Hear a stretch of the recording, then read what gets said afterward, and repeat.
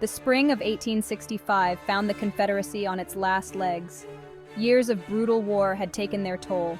The Army of Northern Virginia, once a proud symbol of Southern might, was a shadow of its former self. General Ulysses S. Grant's relentless campaign had whittled down Lee's forces. The once mighty Confederate army was now depleted, exhausted, and outmatched. Lee's situation was dire. His men were starving, lacking essential supplies, and facing overwhelming odds.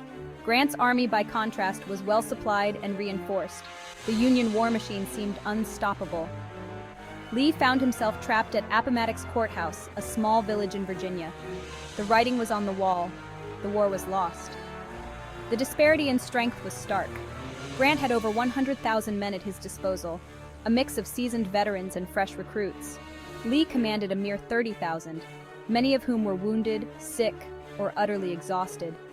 The Union Army possessed superior firepower, with a seemingly endless supply of ammunition.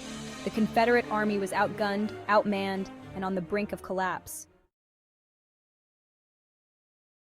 Lee, a man known for his tactical brilliance and unwavering devotion to the Southern cause, was faced with an agonizing decision. He could order his men to fight on, knowing full well that it would likely result in a bloodbath. Or he could choose surrender, a bitter pill to swallow, but one that could spare his men from further suffering. The concept of useless sacrifice weighed heavily on Lee's mind. He understood that prolonging the war would only lead to more death and destruction, without any hope of altering the inevitable outcome. His soldiers, the men who had fought valiantly by his side for 4 long years, deserved better. He had a responsibility to protect them from needless suffering. Lee's decision-making process was a solitary one. He confided in a few trusted advisors, but ultimately the burden of choice rested solely on his shoulders. The weight of the Confederacy's hopes, the lives of his men, and the future of the nation rested on his next move. In the quiet hours before dawn, Lee made his choice. He would surrender.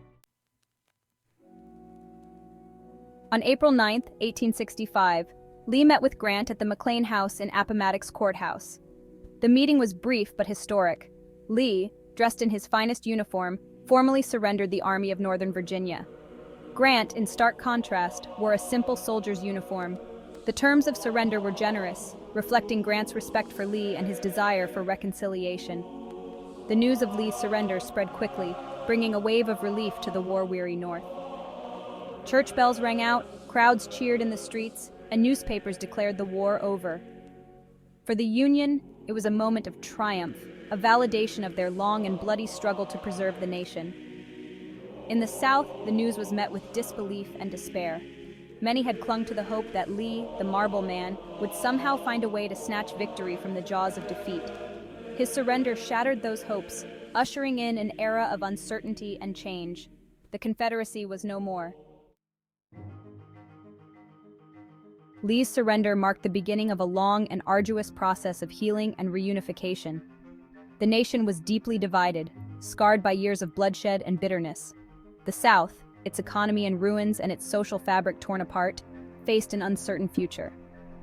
The North, though victorious, grappled with the challenges of integrating a defeated and resentful South back into the Union. The process of reconciliation was fraught with challenges. Reconstruction, the period that followed the war, was marked by political turmoil, social upheaval, and racial tensions. The South resisted federal efforts to impose civil rights for African Americans, clinging to the remnants of its old ways. The North struggled to balance its desire for unity with the need to hold the South accountable for its role in the war. Despite the challenges, there were glimmers of hope. The shared experience of war, the common bonds of citizenship, and the desire for a better future provided a foundation for healing.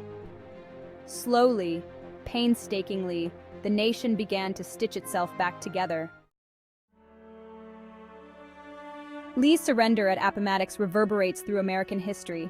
It serves as a stark reminder of the costs of division, the futility of war, and the enduring power of unity. Lee's decision, though born out of defeat, became a catalyst for reconciliation. It paved the way for a nation to confront its demons, to heal its wounds, and to forge a new path forward. The lessons of Appomattox continue to resonate in the 21st century. In a world rife with division and conflict, Lee's choice reminds us of the importance of dialogue, compromise, and compassion. It underscores the need to find common ground, to bridge divides, and to seek solutions that benefit all, not just a select few. Lee's surrender at Appomattox was not just the end of a war.